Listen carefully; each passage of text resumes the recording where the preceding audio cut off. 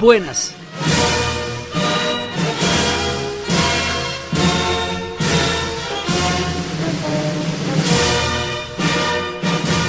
Bienvenidos al cuarto y último capítulo de esta pequeña serie de la Revolución Francesa.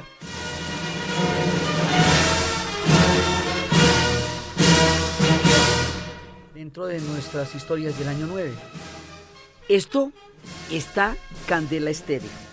Porque mire, por un lado, la revolución se siente amenazada. Ya para 1792, ya hay factores internos y externos de amenaza de la revolución. Porque Prusia y los austriacos ya habían hecho escaramuzas al interior. Y ahí, en ese momento, empiezan a meterse en territorio francés, empieza a producirse un sentimiento profundo de defensa de la revolución del pueblo mismo. Entonces, aquí hay un momento en que, inmediatamente después de la ejecución de Luis XVI, la cosa se pone muy tensa. Y se pone muy tensa adentro y afuera. Se pone tensa adentro porque hay efectivamente una oposición ya muy fuerte que está totalmente choqueada por la ejecución de Luis XVI y hay ejércitos entrando por las fronteras de Austria y de Prusia. Entonces, esta combinación de los elementos internos y los elementos externos que están cercando la revolución va a generar en el pueblo un sentimiento profundo de defensa de la revolución.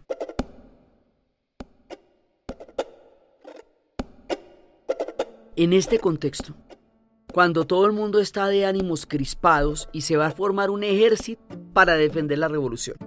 Entonces, este ejército empieza a convocarse desde varios lugares y le declaran la guerra a Austria. El 20 de abril de 1792, París le declara la guerra a Austria. Entonces, cuando el alcalde de Estrasburgo sabe la noticia, va a convocar una cena en su casa a un grupo de oficiales. Esa era la noche del 24 de ese mismo mes de abril. En ese momento, entre los oficiales, estaba uno que se llamaba Claude-Joseph Rouge de Lys, que era capitán de ingenieros de la guarnición de Estrasburgo. Entonces, en esa reunión, el alcalde le pidió que creara un himno patriótico para el acontecimiento. Entonces, él compuso el himno y lo tituló El canto de guerra para el ejército del Rin. Lo llamó así, Le Chant de Guerre pour l'Armée du Rhin. Y el 22 de junio, un futuro general del ejército de Egipto llamado François Mérieux se encontraba en Marsella, encargado de preparar la marcha de los voluntarios de Montpellier y de Marsella. Había oído el himno en Montpellier y durante algunos funerales oficiales y tal, y se lo presentó a la gente con el título del canto de guerra para las armadas de la frontera, Le Chant de Guerre aux Armées de Frontières. Y esto fue, digamos, como dando un fervor muy grande. Entonces las tropas entraron en París el 30 de julio de 1792 entonando este canto que se estaba haciendo popular. Pero como las tropas venían de Marsella, a este canto los parisinos lo llamaron la Marsellesa.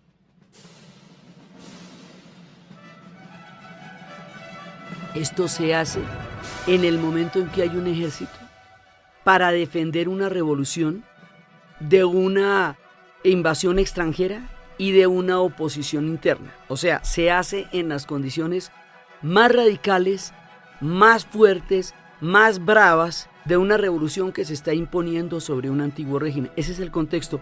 Casi nunca pasa que los himnos le cuenten a uno el contexto en el que se hicieron. Casi nunca pasa que uno sepa de qué estaban hablando cuando hicieron el himno, sino que se universalizan y al pasar los siglos y las generaciones se le olvida a uno cuál fue el contexto. Tampoco hubo nunca, eso es un mito urbano, un concurso que dijera cuál era el himno más bonito del mundo. Eso es pura carreta, y entonces todo el mundo dice que el primero es la marsellesa, el segundo es el del país de uno. Entonces el primero es la marsellesa, el segundo es el colombiano, el primero es la marsellesa, el segundo es peruano, el primero es la marsellesa, el segundo es mexicano, y dele por ahí. Nunca hubo eso, pero pues la gente se lo cree.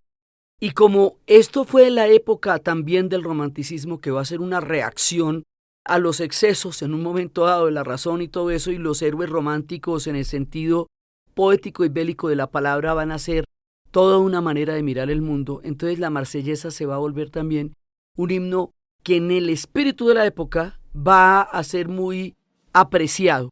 Y eso va a trascender y a trascender a las siguientes generaciones. El himno como tal tiene la letra más brava y más convocadora de la violencia que ustedes imaginen. Por eso les estoy aclarando que se hace sobre unos ejércitos que se han levantado para defender una revolución de un ataque externo y un ataque interno. En esas condiciones dice: adelante, hijos de la patria, los días de gloria han llegado. El sangriento estandarte de la tiranía está ya levantado contra nosotros. ¿No oís bramar por las campiñas a esos feroces soldados? Pues vienen a degollar a nuestros hijos y a nuestras esposas. A las armas, ciudadanos, formad vuestros batallones, marchemos, marchemos, que una sangre impura empape nuestros surcos.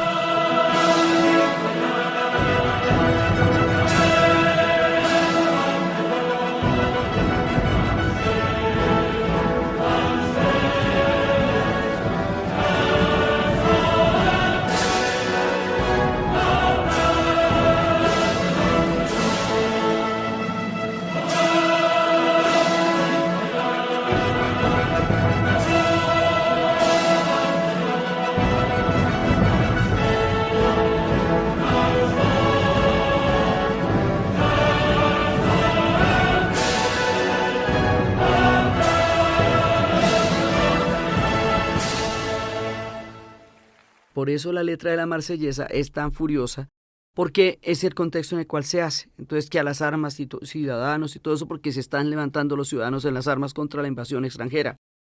Entonces resulta que esto termina siendo el símbolo de la revolución, termina siendo el himno más cantado, y luego en los tiempos de la resistencia francesa también se va a cantar con todo el alma, y va pasando el tiempo, y resulta que la Revolución Francesa va a ser arquetípica. De la Revolución Francesa se van a sacar una gran cantidad de modelos, ideas, de todo, como lo vamos a ver. Y resulta que este himno se va a convertir por autonomacia en el himno de la rebeldía, y el gorro frigio que usaban los franceses en los tiempos de la Revolución es el que va a estar en el escudo de Colombia, como un símbolo de libertad. Y el gorro rojo frigio se va a volver un símbolo de la libertad en banderas y en escudos del mundo, por oposición a las coronas reales. Porque esta revolución va a tener una cantidad de influencia aún en nuestros días. Entonces estamos en los momentos en que se empiezan a construir los símbolos fundacionales que van a trascender el tiempo y la historia para convertirse en símbolos de otras naciones y de otros procesos. Entre otros, la independencia de América Latina, que va a estar muy directamente relacionada con todo esto. Entonces eso, digamos, a nivel de los himnos, que como les digo, Colombia, Perú, México, Chile, todos dicen que su himno es el más bonito después de la Marsellesa. Y todo el mundo se cree eso, y bueno, chévere, pero nunca hubo tal concurso. Ahora, en Francia, la cosa sigue bastante delicada. Porque las amenazas a la revolución son reales, o sea, eso no es paranoia. Realmente, efectivamente, había tropas en la frontera y eran para hacer una invasión y eran para acabar con la revolución, y los que estaban adentro los estaban apoyando. Es decir, los grupos de contrarrevolucionarios que se formaron en las guerras de la Vendée.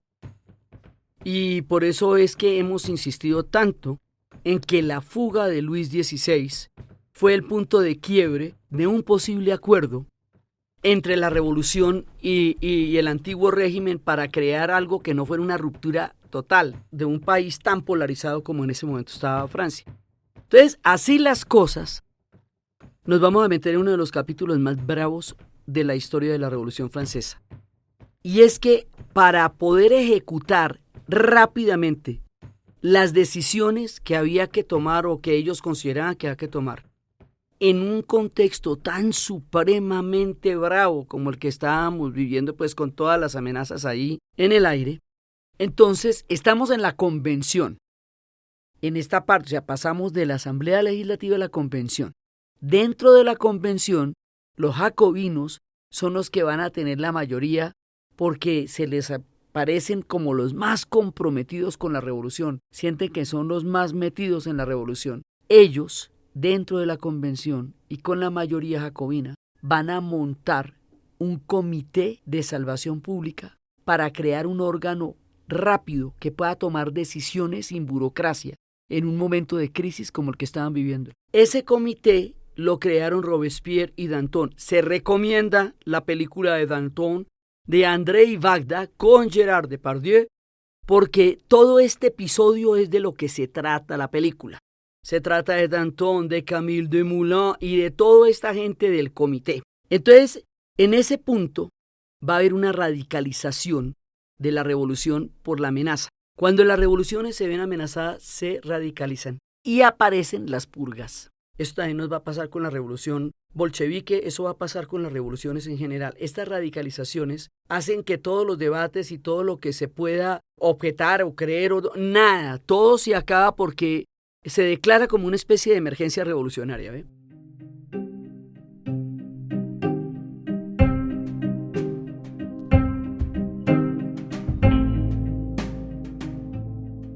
Entonces, la radicalización es también el volverse fundacionales, el acabar con todo lo que estaba antes. Entonces se impone el calendario republicano, se comienza a perseguir los símbolos religiosos, se toman las medidas como acabar con las fiestas religiosas y convertir las iglesias en templos de misas para la razón. Y en el fervor revolucionario llegan a destruir iglesias, monumentos religiosos. Y ahí estuvo en peligro Notre Dame. Estuvo amenazada, pero se salvó. Entonces, en este contexto, empieza a redactarse la Constitución del año 1 o de 1793. ¿Y qué es lo que pasa aquí? Este comité va a empezar a crear un mecanismo que va a ser muy tenaz, porque al mismo tiempo que esa revolución que era tan radical, protegió a la República, garantizó el sufragio universal masculino. ¿Qué quiere decir eso? Quiere decir que todos los hombres podían votar, todos los hombres. De más adelante, cuando se trasciende esta constitución, van a quedar votando solamente los hombres que tengan propiedades. Y eso ya es a otro nivel. Pero en un principio, esto se va a consignar en el sufragio universal y van a pasar mucho tiempo y prácticamente 2 guerras mundiales antes de que el sufragio realmente se cumpla como un sufragio universal. Entonces, en esa época, paralelamente a esta radicalización conceptual y al hecho de que la conquista del sufragio universal se esté dando, al mismo tiempo está pasando otra cosa que es uno de los capítulos más sombríos de la Revolución Francesa y es uno de los capítulos que hace que la gente se, digamos, como que mire 2 veces antes de pensar en esto que vamos a describir. Se conoce como la época del terror.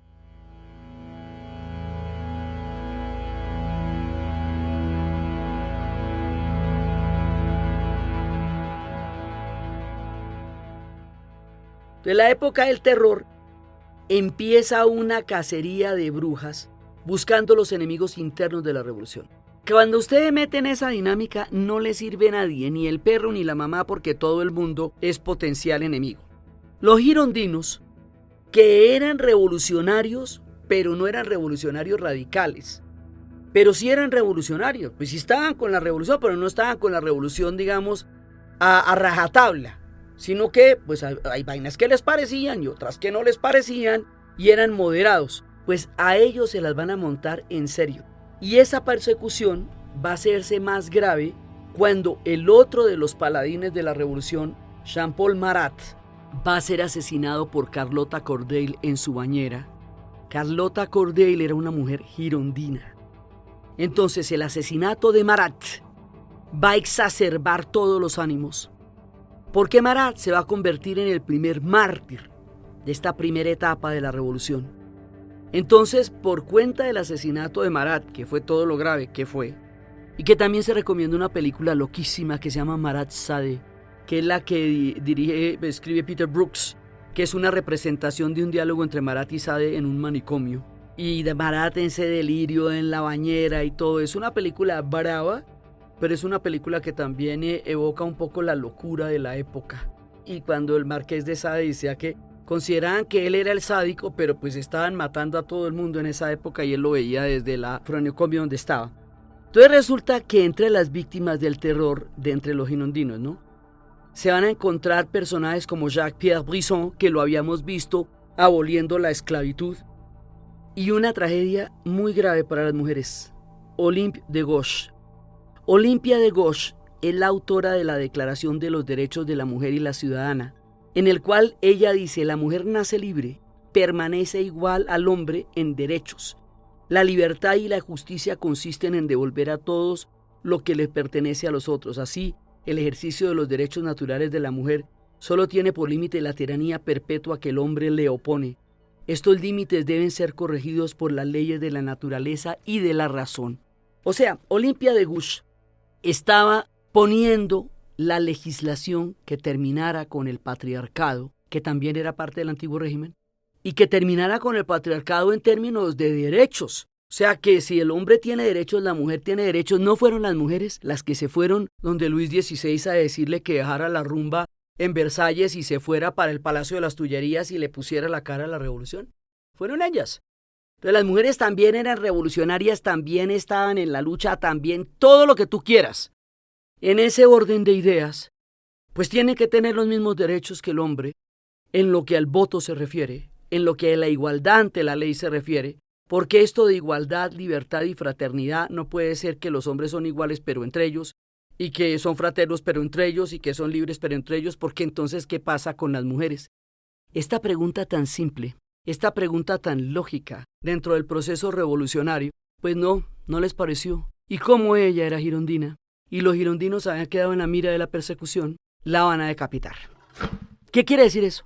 Que después de que decapitan a Olympia de Gouges, va a pasar desde esta época, o sea, a ella cuando la decapitan en 1793, vamos a pasar hasta finales del siglo XIX para que empiece a considerarse el sufragio a las mujeres, primero en Nueva Zelanda, extrañamente en el Uruguay, y cuando empiece a plantearse el sufragio para las mujeres, lo que se llama el movimiento de las sufragistas, en Gran Bretaña, tendrá que pasar la Primera Guerra Mundial, tendrá que pasar el inmenso sacrificio que las mujeres en sus trabajos de enfermeras hicieron curando a los hombres en el frente, para que en compensación por toda la colaboración de las mujeres durante la Primera Guerra Mundial, como gran cosa, se le diera el voto femenino a las mujeres en la Gran Bretaña, o sea, en el Imperio Británico, en la Gran Bretaña, y para eso hubo un movimiento durísimo, que fue el de las sufragistas, y bastantes mujeres murieron en eso. Se recomienda la película Sufragistas,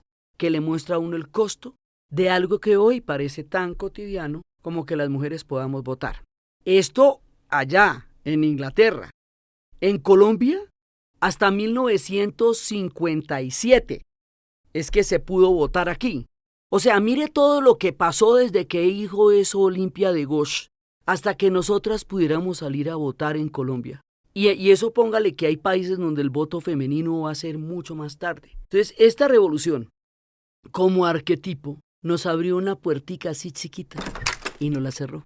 Y para volver a abrir esa puerta, pasó más de un siglo y medio para que pudiéramos hacer eso que Olympia de Gouges dijo que era perfectamente natural, que también las mujeres votaran. Cuando va a empezar los movimientos feministas en los 70, van a empezar por lo mismo, porque si habían luchado en Vietnam, contra la guerra del Vietnam, si habían luchado en el movimiento estudiantil, si habían luchado en el movimiento por los derechos civiles, pues tenían derecho también a participar en las decisiones que se estaban tomando dentro de las movilizaciones. Es un corolario lógico de la igualdad política. Dicho esto y ejecutada ella, seguimos.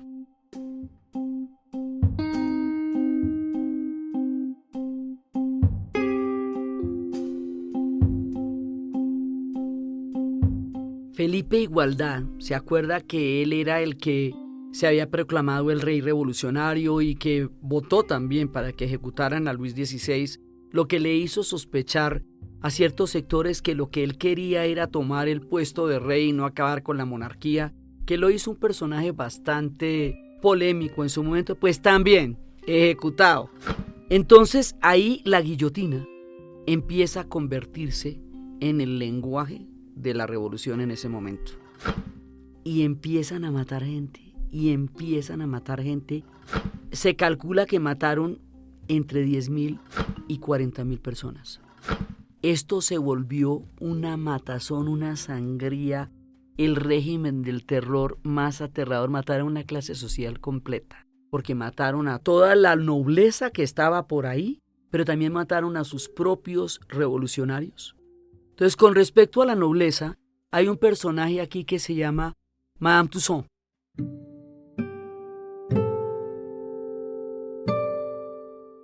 Madame Tussaud lo que hacía era que ella descubrió la técnica de la cera. Le ponía la capa de cera a las personas muertas y con eso reconstruía su rostro. No existía la fotografía, acordémonos. Eso era lo único que iba a quedar de las personas una vez murieran o no se las llevaran. Entonces, los ingleses, ya cuando va a llegar el momento en que vayan a ejecutar a Madame Tussaud, ella se vuela para Inglaterra, los ingleses la reciben y le piden que les enseñe la técnica de la cera. Madame Tussaud se las enseña. Ese es el origen de los museos de cera y por eso el Museo de Cera de Londres, que es el primero y el más famoso de todos, se llama el Museo de Cera Madame Tussaud, en homenaje a la mujer que desarrolló la técnica de la cera para poder reconstruir de manera idéntica los rostros de las personas. Y los museos de cera están por el mundo entero y tienen este origen dramático. Entonces, ¿qué pasa? Que empieza toda el terror de la revolución. Eso por el lado de los nobles, por el lado de los girondinos y de los mismos revolucionarios, porque es que Robespierre, que fue el líder jacobino que encabezó el terror, de verdad se le corre el champú y se vuelve loco. Y termina por ejecutar a Danton, que era su mero compadre, y a Camille Desmoulins, o sea, al mismo núcleo de los propios revolucionarios, los termina ejecutando. Y después dice que va a seguir ejecutando más gente, que mejor dicho, que le faltes gente ahí. Entonces, ¿ahí qué pasa? Que en ese momento es cuando se dice que la revolución es como Cronos. En la teogonía, en la historia de la mitología de la formación de los griegos, Gaia, la madre tierra, se desdobla con Uranus y empiezan a tener hijos. Y Cronos empieza a devorar esos hijos. Cronos también le dicen a Uranus, Cronos devora a sus propios hijos. Y esto se vuelve, digamos, una frase dramáticamente célebre, que la revolución es como Cronos, que devora a sus propios hijos. Entonces, no es explicable por qué las mismas personas que hicieron la revolución van a terminar muriendo en la guillotina. Y esto se va volviendo un mecanismo cada vez más grande. Inclusive hay una película de The Quills, de las letras sangrientas, que muestra efectivamente al Marqués de Sade viendo desde el manicomio donde estaba cómo ejecutaban a la gente cada día en la guillotina, y diciendo que cómo así que le dicen que el sádico es él, cuando lo que están haciendo es guillotinando a media Francia. La guillotina se va a volver el símbolo del terror y no hay quien pare esa maquinaria. Y cuando Robespierre dice que le falta gente, no que le fue la mano, no que le corrió el champú, no que cómo fue que se metió en todo eso, dice que le falta gente, entonces terminan guillotinándolo a él también, porque tampoco. Entonces ahí Francisco de Goya, que creyó tanto en la revolución, que realmente fue un abrazador de las ideas de la revolución, se ensombrece, se le baja la nota, se va para Burdeos y dice una frase que es también de las frases más bravas de este momento: el sueño de la razón crea monstruos.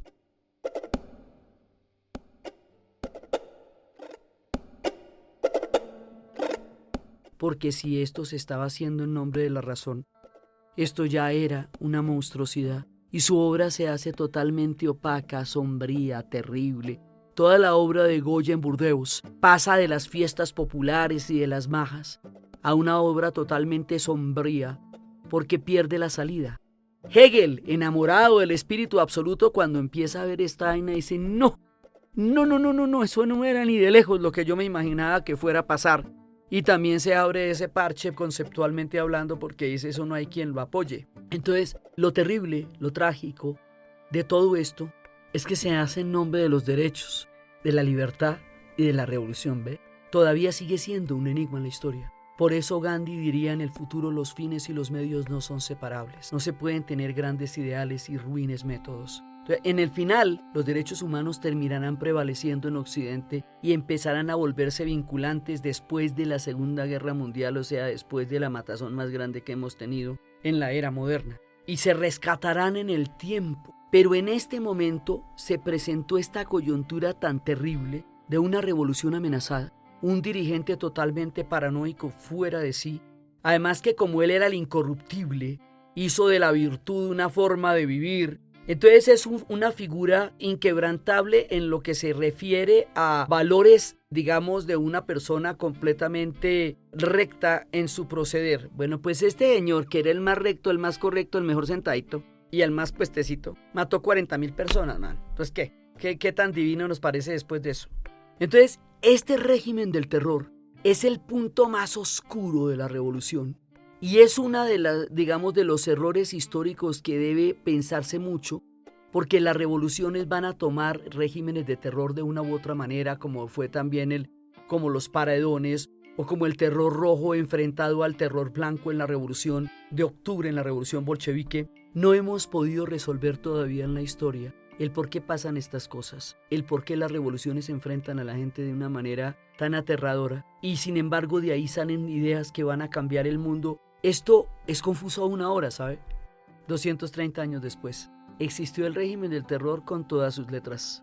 Y pasó todo lo que pasó en esa época, y esto fue una cosa completamente terrible y sombría, y mataron un montón de gente buena, decente, chévere, crítica, que estaba peleando por los mismos derechos que ellos estaban peleando, solo que no les pareció que la tendencia, la opinión o la creencia en ese momento fuera la que ellos decían. Todas las cacerías de brujas son una barbaridad.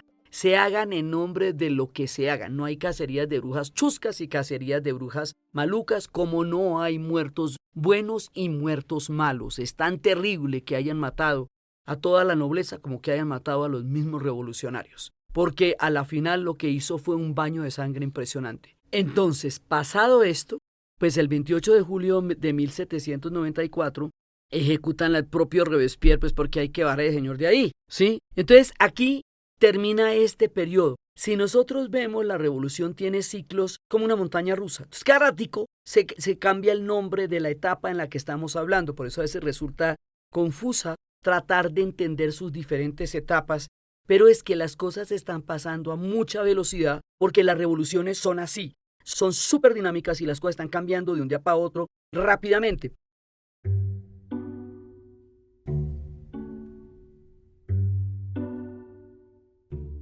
Entonces ahora la revolución entra en un nuevo ciclo de reformas, y esas son las reformas termidorianas. ¿Se acuerda que cambiamos todo el calendario? Entonces, en los meses del calendario termidor es la época en que es ejecutado Robespierre, y aquí se redacta otra constitución, una nueva, la del año 2 o de 1795. Esta constitución es mucho más moderada. Aquí es donde les digo que ya van a suprimir el sufragio universal para instaurar un régimen más parecido al inglés, bicameral, pero con el problema de que para poder votar hay que ser propietarios. Entonces los hombres que no son propietarios, o sea, los angulots, pues esa gente era la más pobre y la más llevada y no van a poder votar. Y el poder está dado por la propiedad y no por el hecho de ser ciudadano. En esa nueva constitución vamos a tener un órgano ejecutivo. Bueno, obviamente se disuelve el Comité de Salvación Pública por motivos obvios, y queda un nuevo órgano ejecutivo que se va a llamar el directorio. ¿Por qué estamos cambiando cada vez más? Que si el directorio, que si la república, porque ellos acabaron con todo el gobierno del antiguo régimen, porque todo el Estado como estaba concebido en la Francia se acabó. Entonces todo esto se está inventando, cada vez y cada año se están inventando un nuevo ciclo y se están inventando un nuevo cuento. Es una revolución totalmente innovadora en la medida que a medida que va ocurriendo van inventándose las cosas por primera vez. Entonces así el ejecutivo se va a llamar el directorio. Estamos ya en 1795, mire todo lo que ha pasado. Y queda conformado por 5 miembros. Entonces durante la autoridad del directorio, Francia tampoco logra ni estabilidad política ni económica. Eso todavía está llevado. Y a pesar de estar tan supremamente frágiles en la economía y a pesar de no asentarse políticamente todavía, porque esto cada 5 meses cambia, empiezan a ganar batallas y guerras contra los ejércitos invasores europeos. También hay una frase que dice que no se puede invadir un país en revolución, porque la revolución es un nivel de adrenalina que hace que la gente haya tenido que confrontar ya tantas cosas que otro poquito más no los marea. Entonces, en medio de estas guerras, que el ejército que vino de Marsella y Montpellier y que cantaba la marsellesa está librando, empiezan a tener victorias contra los austriacos, contra los prusianos, contra los que los están invadiendo, y en esas victorias empieza a destacarse la figura de Napoleón Bonaparte.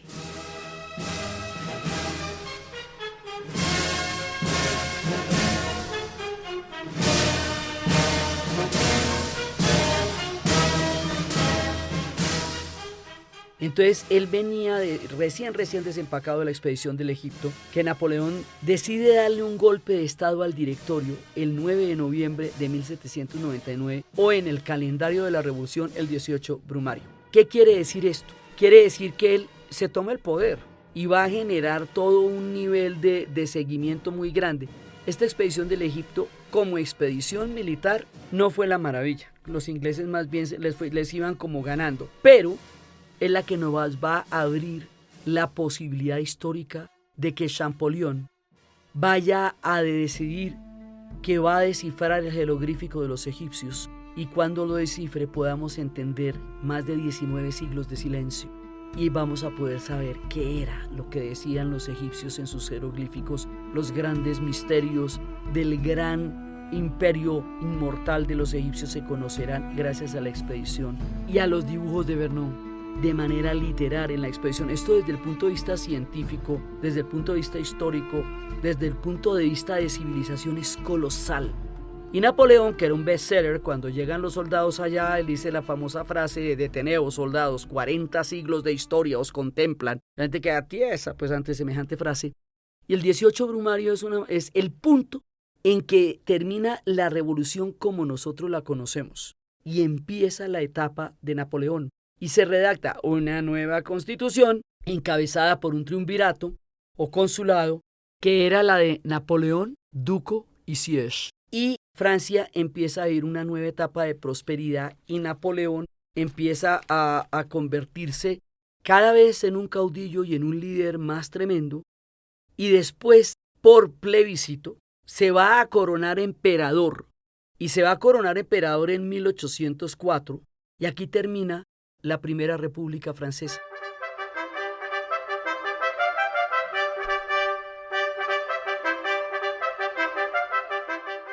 O sea, todo el experimento de la revolución, desde que arrancamos, termina acá. Porque es que Napoleón ya es otra cosa. Napoleón ya son los ejércitos por Europa, llevando las ideas de la revolución, pero en el caso de España, llevándolos a lo bestia.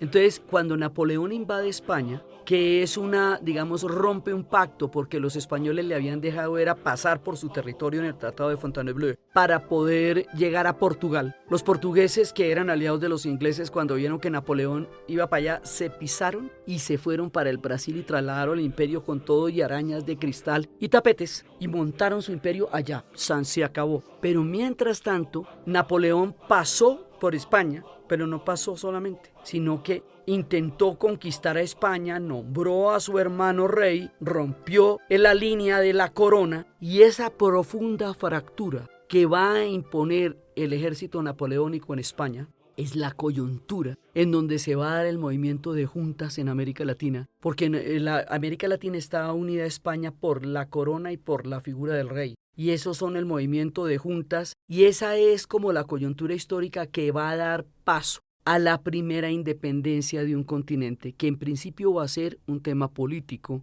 y años después y con la reconquista se va a volver un tema militar. Entonces eso no hubiera pasado porque semejante imperio no se hubiera podido quebrar a no ser que pasara una cosa de semejantes proporciones, como fue la invasión napoleónica. La película para esto se llama Los fantasmas de Goya, que es importante verla. Entonces, nosotros vamos a dejar la revolución hasta aquí, porque de aquí para adelante lo que pasa es otra cosa. Ya son las guerras napoleónicas, ya es otra configuración de Europa, ya son todos los pueblos que se van a aliar contra Napoleón y todos los pueblos que van a estar con Napoleón y la reforma agraria y Europa va a vivir una época y esto va a ser, claro, atlántico, como estábamos hablando del mundo atlántico, entonces no solamente va a influenciar la historia de Europa, sino que va a influenciar, como estábamos viendo, la historia de América Latina que eventualmente se va a conformar como un continente independiente. Desde ahí, y eso que Napoleón quiso volver a instaurar la esclavitud en Haití y los haitianos le dijeron, no, No, pero usted no está ni tibio, man. ¿Cómo nos va a venir con ese cuento tan chimbo? Que usted representando las ideas de una revolución nos va a volver a poner la esclavitud. Pues tenga, y lo sacaron. 2 veces, o sea, los haitianos 2 veces. La primera vez hacen la rebelión en caliente, cuando se está dando en Francia, y la segunda vez, cuando se las van a volver a montar, se independizan y se vuelven el primer reino negro independiente de todo el hemisferio. Los haitianos siempre, a los haitianos toda gloria, porque a esa gente le debemos mucho. Si hay alguien que sabe y ha sabido lo que es la libertad y el precio que tiene, son los haitianos. Entonces, ¿qué pasa? Que aquí ya nos vamos para otra parte, porque ya esto es la era napoleónica, y después de que Napoleón vaya a ser derrotado, en ese momento van a restaurar todos los reyes otra vez en el poder, en lo que se llama la restauración, que aquí se llamó la reconquista, que es cuando tratan de volver a conseguir el imperio que ya se había perdido. Y parecería, ya en 1815, cuando se crea la Santa Alianza, que es que se reúne Metternich en Austria, y los vencedores que han derrotado a Napoleón crean una alianza para conjurar las revoluciones, para proteger a los imperios, para que nunca pueda volver a haber levantamientos, para arrasar con el pasado, crear una nueva narrativa como si no hubiera pasado nada. Que la Revolución Francesa se acabó y nadie volvió a hablar de eso. Y se ponen a pensar como si eso no hubiera existido, y el pobre conde de Montecristo va a pagar un canazo de 15 años por bonapartista. Y aquí como que no pasó nada, pero sí pasó. Y con el tiempo y con todo lo que va a suceder después, el mundo entenderá que lo que se dijo allá es el único derrotero que tenemos para salvarnos de la barbarie: los derechos humanos, los derechos del hombre. Entonces, es una revolución contradictoria, llena de momentos durísimos, porque es injustificable el régimen del terror, porque es terrible toda la amenaza que tuvieron, porque toda Europa se vio ensangrentada. Hay un montón de pueblos que tiene, por ejemplo, Bélgica, los héroes de la independencia, y uno dice, ¿de la independencia de quién? Pues de Napoleón. Las estaciones de tren, uno sale de Francia, de la Gare de Austerlitz, y va a llegar a Londres, a Waterloo Station, que fue en la batalla donde derrotan a Napoleón en Waterloo. Esto va a marcar a Europa, nos va a marcar también a nosotros, y el mundo reflexionará hasta nuestros días y hasta el presente podcast de lo que pasó con la revolución. De ahí salen muchas cosas. De ahí casi todo el mundo va a encontrar una base política o un referente. Los anarquistas van a tomar cosas de la Revolución Francesa, los comunistas van a tomar cosas de la Revolución Francesa, la idea de izquierda, la idea de derecha, la idea de ciudadano, la idea de derechos. Todo el lenguaje político que hoy manejamos viene de la Revolución Francesa. Cuando decimos constitución, cuando decimos ciudadanos, cuando decimos derechos, cuando decimos todo eso, separación de poderes, libre opinión, derecho de autodeterminación de los pueblos, cuando decimos todo eso, estamos hablando de las ideas de la Revolución Francesa. De ahí sale la idea de que la violencia es la parte de la historia, y se justificarán las violencias revolucionarias, y eso va a ser una de las secuelas más aterradoras, porque el terror y la violencia no tienen justificación en nombre de lo que sea. Pero de ahí van a salir los derechos del hombre y del ciudadano, que en el futuro serán el único camino que podemos tener para no acabarnos los unos con los otros, que tantas veces lo hemos intentado. Entonces, de ahí saldrán los arquetipos. Ese es como el manual de la revolución, porque es la primera que pasa en semejante alcance, que llega a tener este mundo atlántico tan grande. Entonces, pues es el primer referente. Esto va a ser un referente para todas las revoluciones, en lo bueno y en lo malo, en lo tremendo, en las contrarrevoluciones, en las invasiones. O sea, los ecos de la Revolución Francesa llegan hasta nuestros días, llegan hasta el mero 2019, cuando estamos hablando de esto en el año 9, porque lo que pasó aquí sacudirá el mundo como se conoció. Entonces, por eso en el año 9 nos echamos una pasadita de 4 episodios sobre la Revolución Francesa. Podríamos hablar de la Revolución Francesa hasta diciembre o enero del 2020, pero no lo vamos a hacer porque hay muchas más cosas de qué hablar.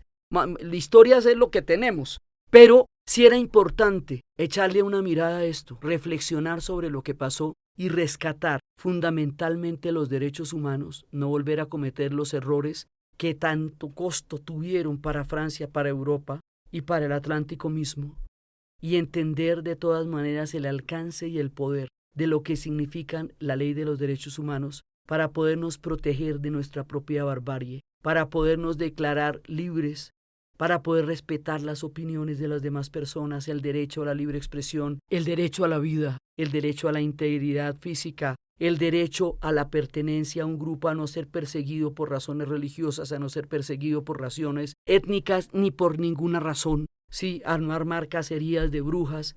Aquí hay muchas lecciones éticas y muchos errores históricos.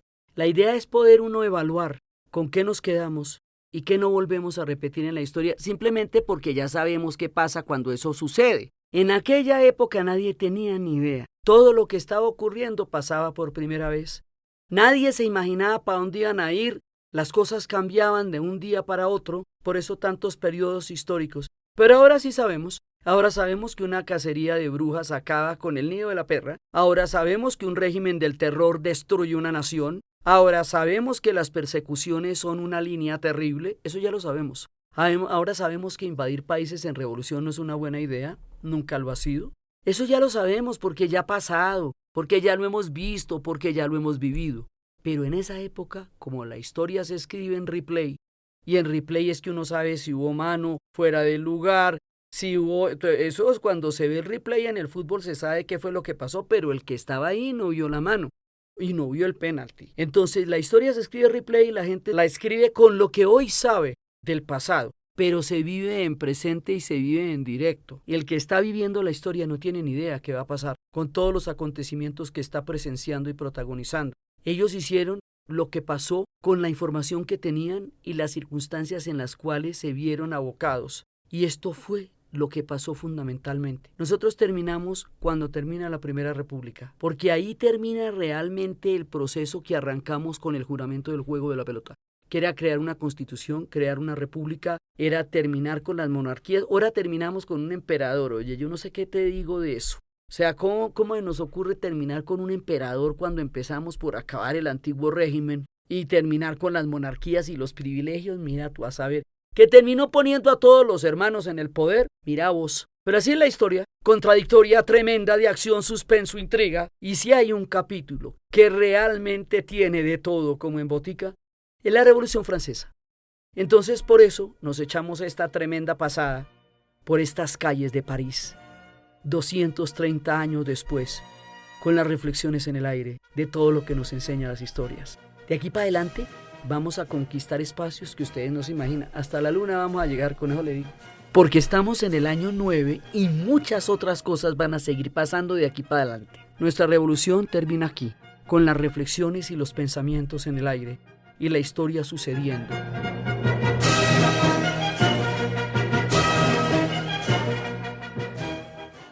Entonces, desde los espacios de la locura del régimen del terror, de la validez de los derechos humanos, de la oportunidad histórica que nos dio Olimpia de Gauche y que se cerró esa puerta para poderse abrir siglo y medio después, desde todo lo que pasaba en las calles de París, desde las amenazas, desde la Marsellesa, desde la entrada de los prusianos y de los austriacos que terminarían siendo derrotados, desde Napoleón, desde la República, desde Danton, siempre desde Danton, Camille Desmoulins, Marat, Robespierre y todos estos personajes que crearon este concierto histórico de uno de los momentos más definitivos, influyentes e importantes de nuestra historia moderna en la narración Diana Uribe. Y para ustedes feliz día, cualquier día que ese sea.